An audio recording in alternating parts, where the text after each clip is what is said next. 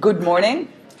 Today we are going to continue our discussion of Egyptian architecture, Egyptian art, but we are going to move forward to the Middle and New Kingdom.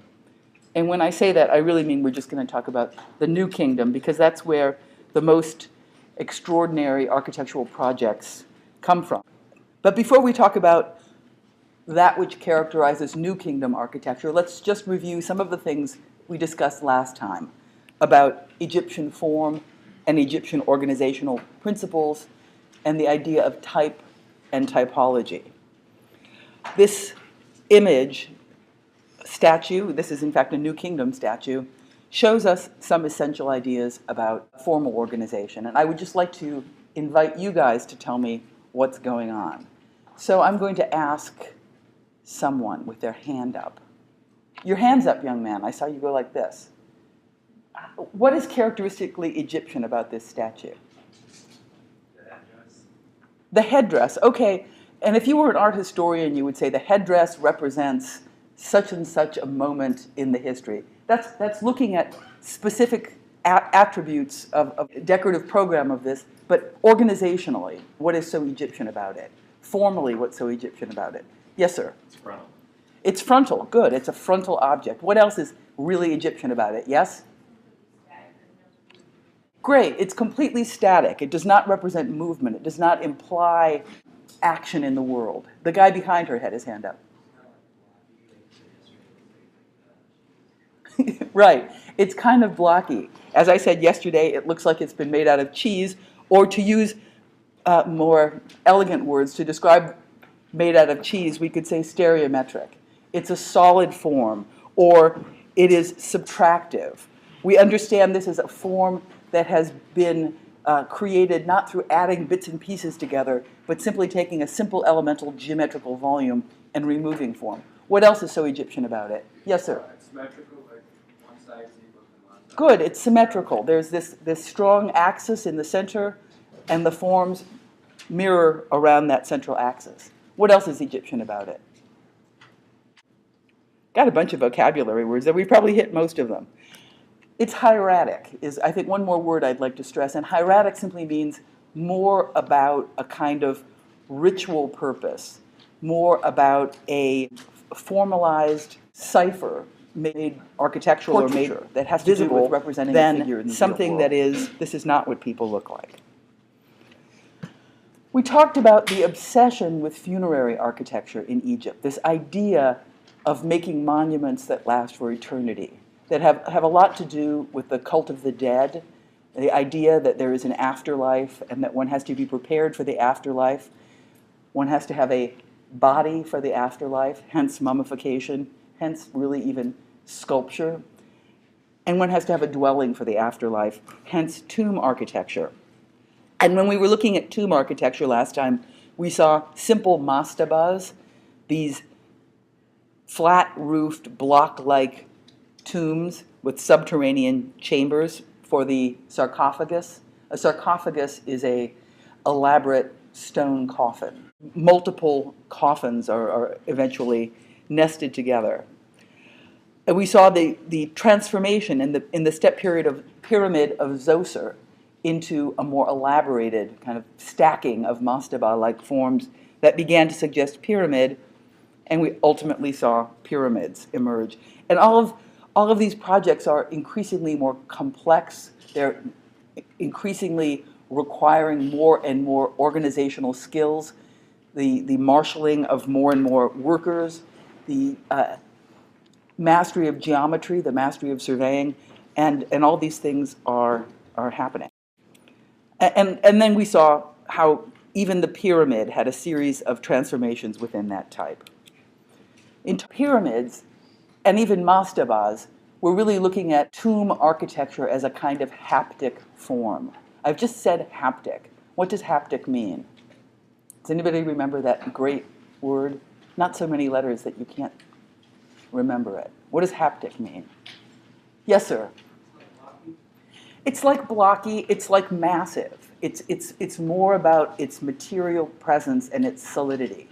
The haptic is available to the sense of touch, or you look at it as a thing in itself rather than a thing in relationship across space. So these pyramids are very haptic, but when we look at the site plan in Giza, where the Great Pyramids are located, you begin to see that there are, in fact, relationships set up.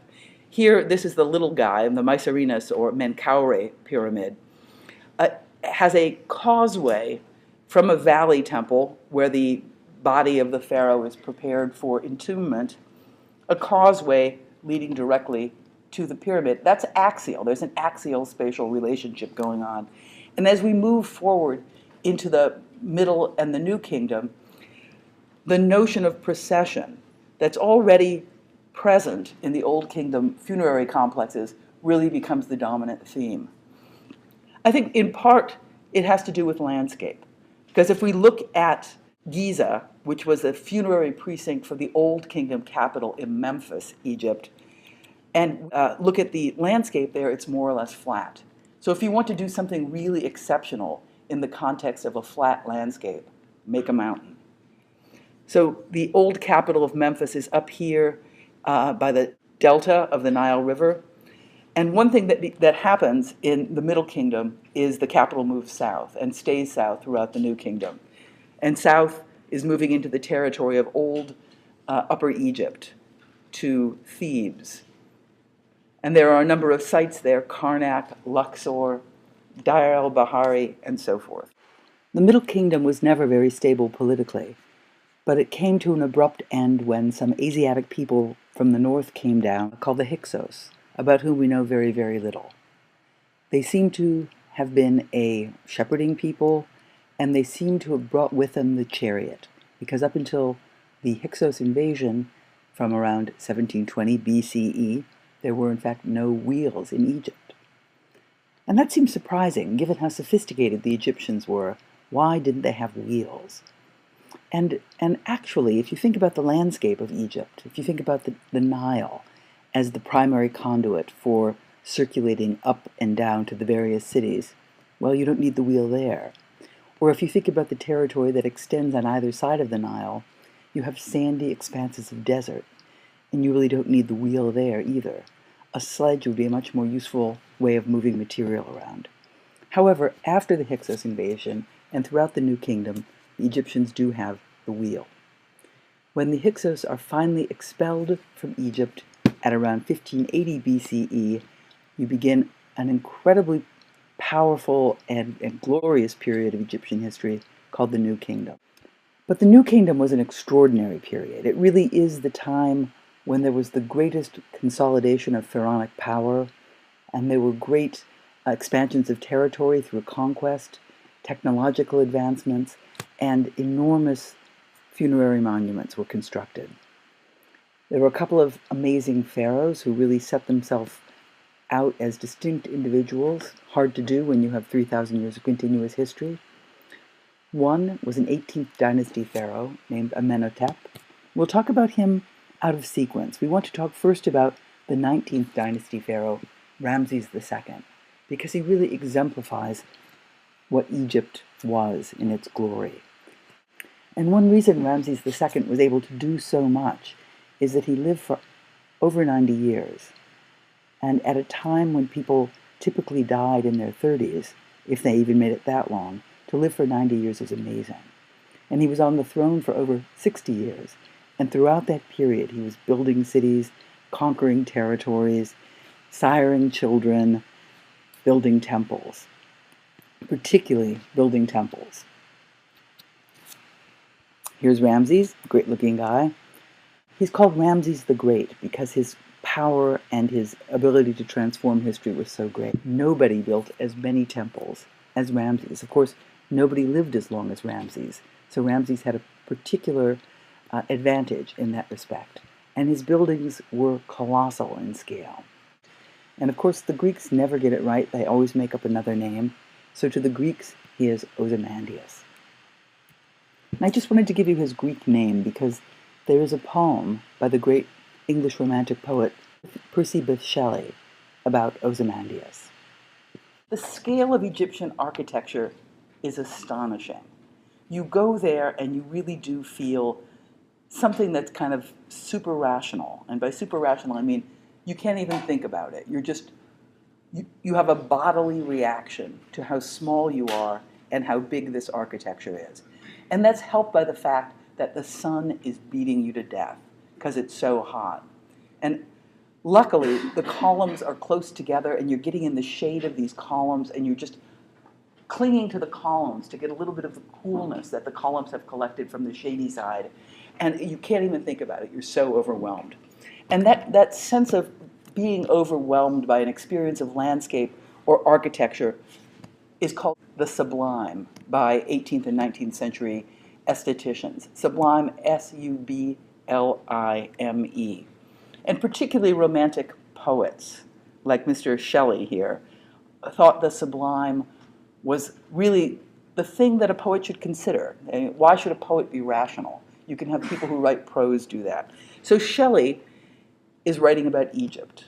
And he's writing about an experience of being in the desert and encountering this fragment, these kind of a broken statue, giant legs, a bit of a head. So here it comes. I was an English major once. Ozymandias by Percy Bysshe Shelley. I met a traveler from an antique land who said, "Two vast and trunkless legs of stone stand in the desert. Near them, on the sand, half sunk, a shattered visage lies, whose frown and wrinkled lip and sneer of cold command tell that its sculptor well understood those passions red which yet survive, stamped on these lifeless things. The hand that mocked them, and the heart that fed, and on the pedestal these words appear. My name is Ozymandias, King of Kings. Look on my works, ye mighty, and despair. Nothing beside remains. Round the decay of that colossal wreck, boundless and bare, the lone and level sands stretch far away." So this is sublime. This is Shelley giving you a typical romantic response to the sublime. And often that is any kind of work of man, a cultural artifact, will decay. And nature will endure. And nature will erode everything. And the conceit of Ozymandias, to think that he's king of kings, look on my works, ye mighty, and despair, is silly, because the desert survives, and Ozymandias is barely there, buried in the sand. That was a digression. His biggest complex is in the site of Karnak, which is basically full of temples. In fact, we see here a precinct, and this is the major temple of Amun-Re, the temple of Ramses II, within a precinct. And in that precinct, there are all of these ancillary temples that got built up over time. A lot of it has to do with the notion that a really powerful pharaoh will have the swift and effortless journey to the afterlife. So attach to that, and things will be working just fine for you. We'll come back to this site plan in a moment, but let's look at a little temple. This is the temple of Khans, or Khonsu, located here in a little corner of the Amun-Re complex. And this one's good to look at because it's so clear. The Amun temple has so much junk going on, it's hard to read the type in its clarity. But if we look at the little Khonsu temple, you can kind of see how the notion of axis and procession that was already established in the journey from the valley temple through the causeway is transformed in this new building type, mortuary temple. And in fact, the procession begins long before you ever penetrate this big gate. We have two stone needles called obelisks over here. And before we even get to the obelisks, we see an avenue lined with little sphinxes, little human-headed, crouching lion figures. And behind that, we see colossal statues. So there are many, many things stretching out into the desert, enforcing the notion of procession, enforcing the idea of the axis, and a gate. And the gate we have is called a pylon. I'm just going to show you how the word is spelled. Pylon. P-Y-L-O-N. And they're interesting forms because, in part, they are wall-like, defining the edge of a precinct, but they're also gate-like, permitting the axis to thread through. So here are some of the words we use: pylon, axis, avenue of sphinxes and obelisks. But let's go back here and take a closer look at the plan. Because if we look at the Kansu temple, we can begin to see ideas of organization that go beyond the simple notion that there's a big axis. We see how hierarchy is established. One way hierarchy is established is axis, destination. And destination would be the chamber for the tomb, the sarcophagus. But we also see a couple of other things. We see this telescoping scale. And by telescoping scale, I mean space is gathered together and made more and more and more condensed. So we have the world out here, we have the channel of space here, we have this hall full of columns called hypostyle hall. Smaller chambers that become more and more and more condensed, like a telescope. So the size of the space in plan enforces the sense that this is hierarchically more and more and more exclusive. And if you look at the section, this telescoping action is happening in two ways.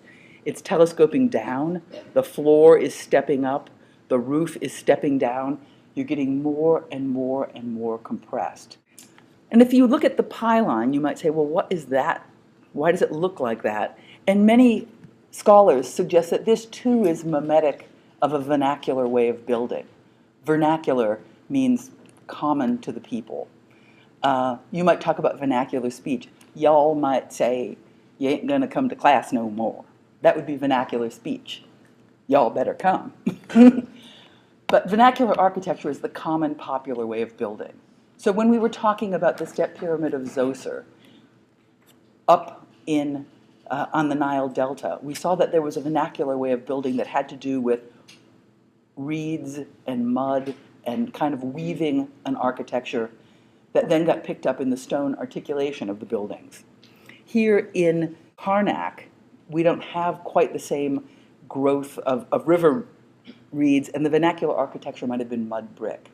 And if you want to build a mud wall, it gets thicker toward the base and tapers more toward the top, and you begin to get that message recapitulated in the characteristic form of the pylon. And these are some of the experiences you get. Look at the columns here, the hypostyle hall. One reason the columns are so close together, I think, is the question about how can you span anything with stone? And the answer is, with great, great difficulty. Stone cannot span very far, so the columns are really close together. But it's also fabulous. It's just the physical experience of being around these giant columns and getting the shade from the columns is really a kind of astonishing experience. Here's a detail of what the hypostyle hall, the space right in here, would have looked like at the Temple of Amun-Re. It's worth looking for a moment at how crazy this plan is. I mean, we get the Amun-Re temple behaving in a fairly normative way. I'm going to go back to the big site plan. We get the Amun-Re temple behaving in a fairly normative way, and this axis is perpendicular to the Nile River, which is way over here. And so there is that same journey along the causeway from the funerary barge taking you in here. Then we get certain other temples, like this one, where the pylons are going nuts. The pylons are not behaving quite so axially as we would expect from the Egyptians. And one reason for that is a larger engagement of the site is being responded to. Here, it's all about the Nile and the path. Here, it's all about making a connection to another temple precinct, a pre-existing temple complex. So sometimes, and this is going to come in handy when you do your papers and you start analyzing buildings, you might look at something and you would say, this is simply crazy. I have no way of knowing why this thing is so screwy. But if you find a site plan and you find information, you might say, oh, I get it, that the local condition is compromised to make sense out of the regional condition or the larger site idea. So some of those things are happening over there. Let's look for a moment at the type of Middle and New Kingdom mortuary temple. We have some constituent parts that are conserved regardless of how much difference we have. For example, we have the notion of the threshold, the pylon, that begins to structure a procession in a hierarchical fashion. So here's a pylon, here's a pylon, here's a pylon. You can read the pylons in plan because they are these massively thick walls. You can read the pylons in plan here, pylon in plan here, pylon in plan here, pylon in plan here, not colored in quite as much as it should be. And then you get a series of hypostyle halls. Hypostyle hall here, hypostyle hall here, hypostyle hall here, these halls full of columns. Constituent parts laid out in quite different ways, spatially goofy, you might even say, but nonetheless close enough to the normative type to deserve that title. And again, let's review the word type and typology, words that you'll be using again and again. A class or group of buildings distinguished by shared formal characteristics and derived from the same historical sources.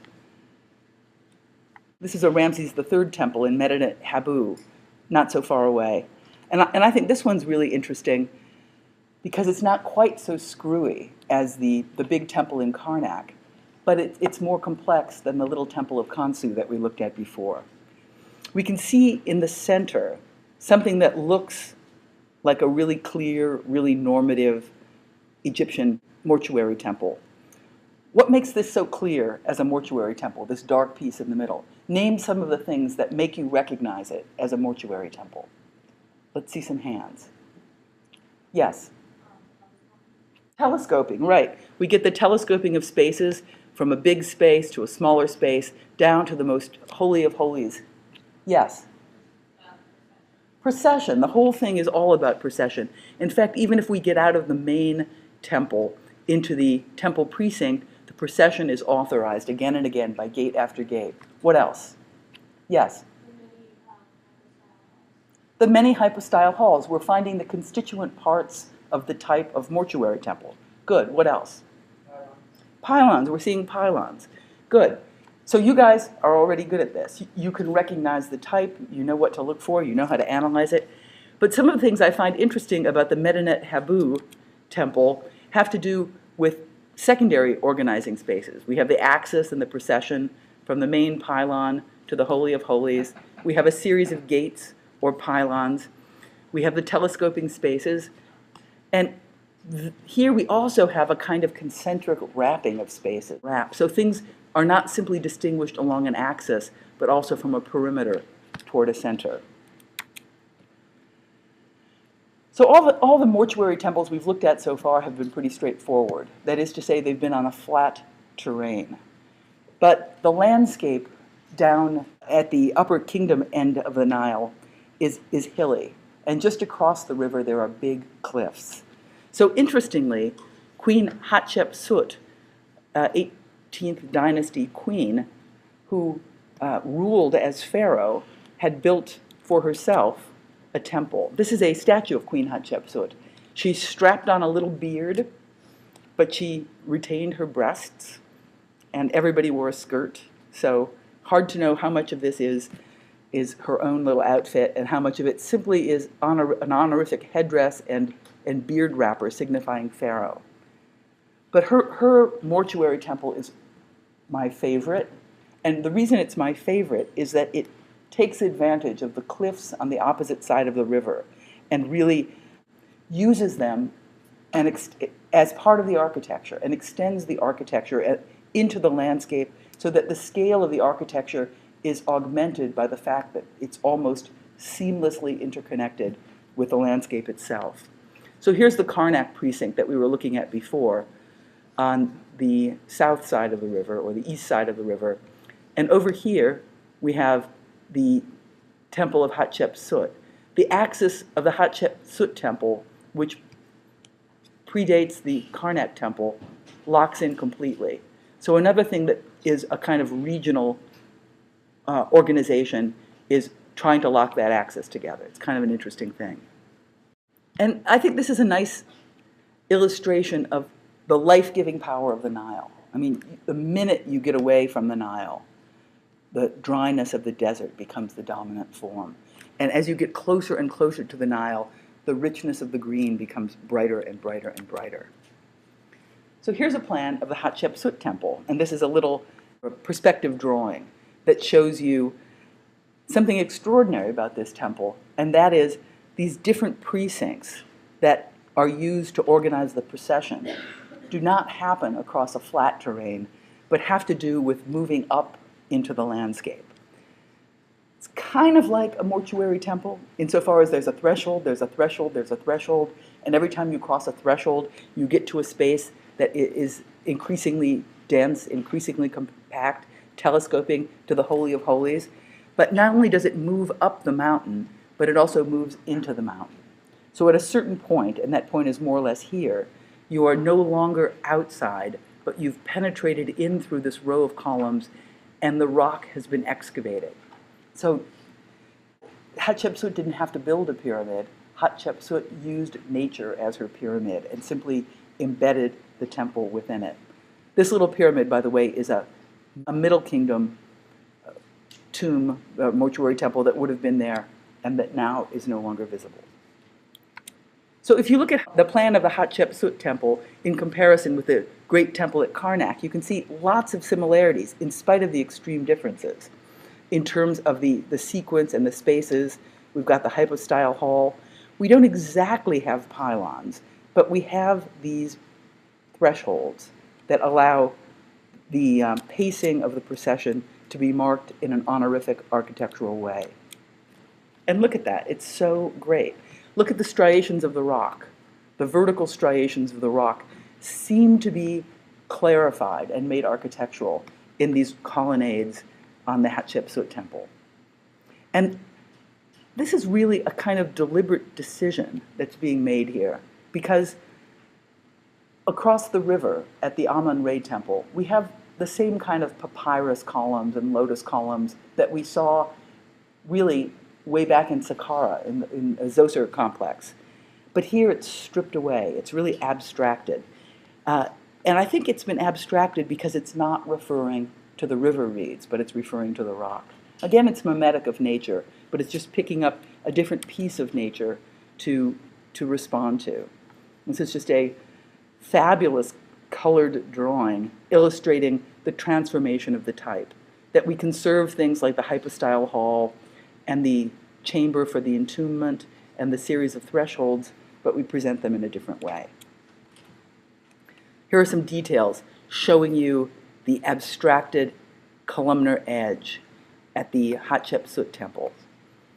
And here we have another column detail, which is quite interesting because it almost looks Greek. It almost looks like it is a kind of Doric column. We'll look at Doric columns until you never want to see them again as we proceed through this course. But there are vertical lines here that are kind of like the fluting. You can kind of see them better here maybe.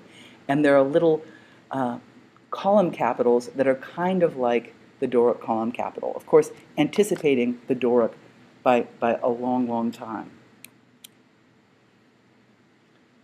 So we noticed that at the Hatshepsut temple, the landscape itself was being engaged in an aggressive way to amplify the scale of the building and to make connections to the notion of the mountain that could make meaningful the architecture that's inserted there. Here's another Ramses II temple. This is farther up the Nile toward the source of the Nile, farther into Nubia, Abu Simbel. And this temple is completely rock cut. The processional spaces that we had leading up to it in the Hatshepsut temple are all interiorized. The pylon itself becomes a carving into the living rock of the cliff. Kind of great. We're not quite sure that, well, we are quite sure that this lake did not reach quite up to here then. One of the big engineering projects, I think in the 1960s, was the building of the Aswan Dam. So the territory around here has got the lake formed by the making of this dam. However, we still have these. Some of these rock-cut temples got flooded when the Aswan Dam was built, to the horror of everybody who likes art. Russian engineers helped them build them. And I guess they have water and more food, and it's a good thing in the end. So let's look a bit at this Abu Simbel temple. It's just a great looking plan, isn't it? I can tell you my favorite thing about this plan. This is something you don't see every day when you look at architecture. If you look right down here, you see feet in plan, because there are you don't always see feet. We have this giant statue of a seated pharaoh here. Here are his feet. And the convention in cutting a plan is more or less cut 3 feet up, cut at about waist height. So if you cut 3 feet up, you get little bits of leg, little bits of feet. It's really great. But notice the spaces. These are the same kinds of spaces we were seeing in the mortuary temples. We have a real transformation of the idea of hypostyle hall in that the columns are anthropomorphic. And by anthropomorphic, I mean the columns are ornamented with human figures that are engaged. Anthropomorphic means shaped like a person. So we have this avenue of humanoids, and then we proceed through a telescoping sense of spaces deeper and deeper into the tomb itself. Fabulous. So you look at the pylon, or the kind of weird entry piece carved into the rock at Abu Simbel, and you look at a typologically normative pylon, and you can see that the memory of this pylon, which carries the memory of the mud wall, is preserved and used here. And this is the hypostyle hall at Abu Simbel. Great stuff. But now let's look at Akhenaten, late 18th dynasty, really one of the most interesting figures in Egyptian history. And one reason Akhenaten is so interesting is that he actually moved away from the religious beliefs that extended for thousands of years before him, and even after him. They were reprised immediately. Akhenaten was a monotheist. He believed in one God, as opposed to the polytheism of 3,000 gods that other Egyptians followed. Amenhotep IV changed his name to Akhenaten. Aten, the end of that word, the end of his name, meant sun disk. Akhenaten also moved his capital to Amarna, so sometimes we call the period where Akhenaten and related dynasties were ruling the Amarna period. The god that he followed was the sun disk, so there was this cult of the sun disk with Akhenaten. But I just want to call your attention to this portrait of Akhenaten. This is a bas-relief. It's a low relief carved into the stone, and this Old Kingdom pharaoh is a sculpture in the round. But we began this class by saying, for 3,000 years, stylistic principles were preserved with very little variation. But wow, there's quite a lot of variation going on here, right? It almost looks like Akhenaten is a specific individual rather than an idealized type. Every Old Kingdom pharaoh and most New Kingdom pharaohs, like Ramses II, look exactly like this. But suddenly we see not only the individualized features of a very different man, we see a certain psychological complexity in those features, and we see someone who looks as though he probably comes from Upper Egypt, from the Nubia region, with African features in his mouth and his nose and so forth. So somebody is looking closely at the world when they're carving Akhenaten's portrait, and not simply working within this hieratic tradition of image making. These are some more Akhenaten portraits. This is not a good look for a man, by the way. He sort of looks pregnant. Notice he still has things like the honorific headdress, the honorific beard, but there is this moving away from the orthogonal toward a curvilinear and kind of lyrical sensibility of line in the portraiture from this little period called the Amarna period, or the period of Akhenaten. Here are some images of Akhenaten, and frequently you see them with a big sun, giver of life, being worshipped by all these characters. And notice again, these are not the rigid little Egyptian people that we typically see, but they almost look Art Nouveau. They almost look like something that's about the kind of pulsing life of organic form, rather than the kind of ciphering of Egyptian form. This is my favorite Akhenaten picture. And what's so nice about this picture, in my mind, is that it is a family portrait. The kind that you probably have at your grandma's house, right? Of a family portrait. Remember Senmut with baby head stuck on his cube? That was also a family portrait. You just take a baby head, you stick it on a cube. That's how people interact. That's not happening here. Look, this is Akhenaten. This is his queen, Nefertiti. This is a baby. He's kissing the baby. The baby is gesturing toward its sibling. The other little baby is gesturing toward its sibling. There is this kind of interaction, a kind of human interaction, the likes of which you really don't see, wow, I don't know, until, let's say, the 1600s. It's kind of an amazing moment in Egyptian art. And again, I call your attention to the lyrical play of curvilinear form here, quite different from things we've seen elsewhere.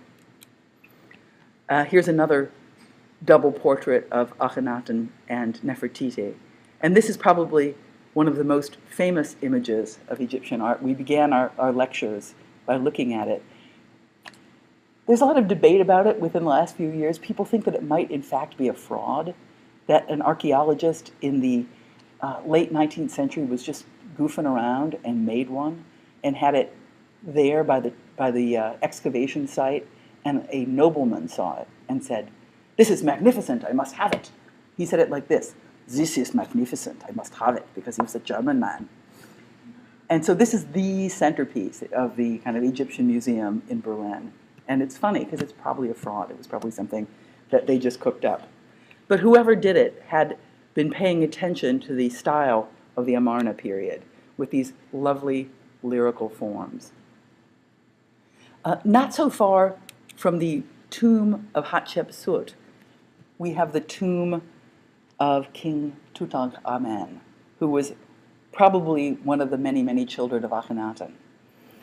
And King Tut died at age 19. He accomplished nothing of significance. He was minor as far as history is concerned. But what's interesting about King Tut is that he managed to not get his tomb robbed, and everybody else's tomb got robbed.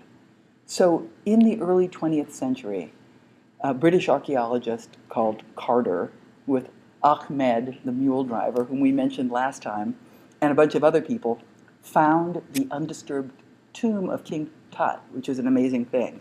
And with that, they found all these treasures. Mr.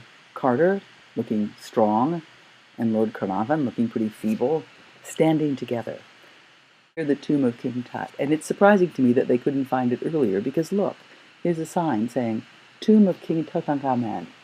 They just had to read it and they would have found it. But these are some of the things that were discovered when the tomb of King Tut was opened. This is his death mask, his golden death mask, encrusted with precious stones and lapis lazuli. Here's a chest. His body was mummified, of course, but encased also in 3 coffins. A golden coffin, a wooden coffin, and a stone sarcophagus. And with him, these astonishingly intricate grave goods, a golden fan, a golden pharaoh, slippers, etc. King Tut was very, very minor. He lived only until he was 19 years old. In the tomb with King Tut were 2 female fetuses, possibly his offspring. And with King Tut, the 18th dynasty more or less came to an end. And that's not all that came to an end. Lord Carnarvon died of a mosquito bite. Nobody dies of a mosquito bite. They opened the tomb, and before they could get to the body of Tut, Lord Carnarvon was dead. And that's not all. Also, Lord Carnarvon's dog died, and 45 people associated with the excavation of King Tut's tomb died over the course of the next 30 years, and their average age was 72. So I think that there must be a curse to the mummy's tomb. The period that follows the New Kingdom is a period where the Greeks ruled Egypt, the Ptolemaic period. And what's What's interesting, I think, is how the Greeks borrowed from the Egyptians and learned from the Egyptians. And when we look at Greek art and architecture in our subsequent classes, we'll see how many of the elements and how many of the themes that we've already identified in Egyptian art are carried forward. This is a temple to Horus, this big falcon, one of the gods. All the gods were reinstated the minute Akhenaten died. It's in Edfu, Egypt, and it was built during the Ptolemaic period. If you look at the dates, these are really, really late dates. One of the Ptolemaic rulers was another great queen, Cleopatra. Perhaps you've heard of her. But the temple at Edfu is exactly driven by the same desire to follow the type that the earlier temples we looked at were. And I think another interesting thing about this temple, and maybe it's because this temple is so late that people didn't actually know how to build them in an authentic way, so that it was more driven by rule than by custom. But if you look at that canon, the Egyptian canon that Lepsius, the 19th century archaeologist, came up with, that describes the lineaments of the human figure, and you overlay that canon onto the temple in Edfu, you begin to see a correspondence between the disposition of parts in a human figure and the disposition of parts in a funerary temple. So it's almost as if these two things are locked in together by some larger narrative argument. Here's the standard of proportions, and here is a superposition of the Lepsius canon on the Edfu temple. And that's kind of great because you get things like the heart and the burial chamber corresponding, becoming the same thing. So if this is where the soul of the human being resides, and this is where the soul of the human being resides, it's all taken care of. And even things like the pylon of the Edfu temple seem to follow the same prescription that the Lepsius canon of Egyptian art suggests. So next time we're going to be talking about the Bronze Age, and particularly Bronze Age civilizations elsewhere on the Mediterranean, in Crete and on the Peloponnesus Peninsula, in ancient Minoa and Mycenae. Good morning. Today we are going to continue our discussion of Egyptian architecture, Egyptian art, but we are going to move forward to the Middle and New Kingdom. And when I say that, I really mean we're just going to talk about the New Kingdom, because that's where the most extraordinary architectural projects come from. But before we talk about that which characterizes New Kingdom architecture, let's just review some of the things we discussed last time about Egyptian form and Egyptian organizational principles and the idea of type and typology. This image statue, this is in fact a New Kingdom statue, shows us some essential ideas about formal organization. And I would just like to invite you guys to tell me what's going on. So I'm going to ask someone with their hand up. Your hand's up, young man. I saw you go like this. What is characteristically Egyptian about this statue? The headdress. The headdress. Okay, when we were looking at tomb architecture last time, we saw simple mastabas, these flat-roofed, block-like tombs with subterranean chambers for the sarcophagus. A sarcophagus is an elaborate stone coffin. Multiple coffins are eventually nested together. And we saw the transformation in the step period of pyramid of Zoser into a more elaborated kind of stacking of mastaba-like forms that began to suggest pyramid, and we ultimately saw pyramids emerge. And all of these projects are increasingly more complex. They're increasingly requiring more and more organizational skills, the marshaling of more and more workers, the mastery of geometry, the mastery of surveying, and all these things are happening. And then we saw how even the pyramid had a series of transformations within that type. In pyramids, and even mastabas, we're really looking at tomb architecture as a kind of haptic form. I've just said haptic. What does haptic mean? Does anybody remember that great word? Not so many letters that you can't remember it. What does haptic mean? Yes, sir. It's like blocky, it's like massive. It's more about its material presence and its solidity.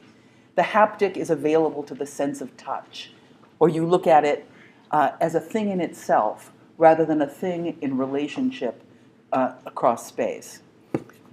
So these pyramids are very haptic, but when we look at the site plan in Giza, where the Great Pyramids are located, you begin to see that there are, in fact, relationships set up.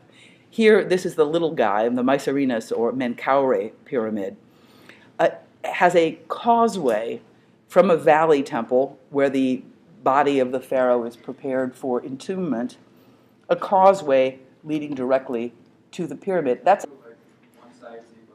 good. It's symmetrical. There's this strong axis in the center, and the forms mirror around that central axis. What else is Egyptian about it? Got a bunch of vocabulary words that we've probably hit most of them. It's hieratic, is I think one more word I'd like to stress, and hieratic simply means more about a kind of ritual purpose, more about a formalized cipher made architectural or made that has to do with representing a figure in the something that is, this is not what people look like. We talked about the obsession with funerary architecture in Egypt, this idea of making monuments that last for eternity, that have a lot to do with the cult of the dead, the idea that there is an afterlife and that one has to be prepared for the afterlife. One has to have a body for the afterlife, hence mummification, hence really even sculpture. And one has to have a dwelling for the afterlife, hence tomb architecture. And if you were an art historian, you would say the headdress represents such and such a moment in the history. That's looking at specific attributes of a decorative program of this, but organizationally, what is so Egyptian about it? Formally, what's so Egyptian about it? Yes, sir? It's frontal. It's frontal, good. It's a frontal object. What else is really Egyptian about it? Yes? Great. It's completely static. It does not represent movement. It does not imply action in the world. The guy behind her had his hand up. Right. It's kind of blocky. As I said yesterday, it looks like it's been made out of cheese, or to use more elegant words to describe made out of cheese, we could say stereometric. It's a solid form, or it is subtractive. We understand this as a form that has been created not through adding bits and pieces together, but simply taking a simple elemental geometrical volume and removing form. What else is so Egyptian about it? Yes, sir? It's symmetric.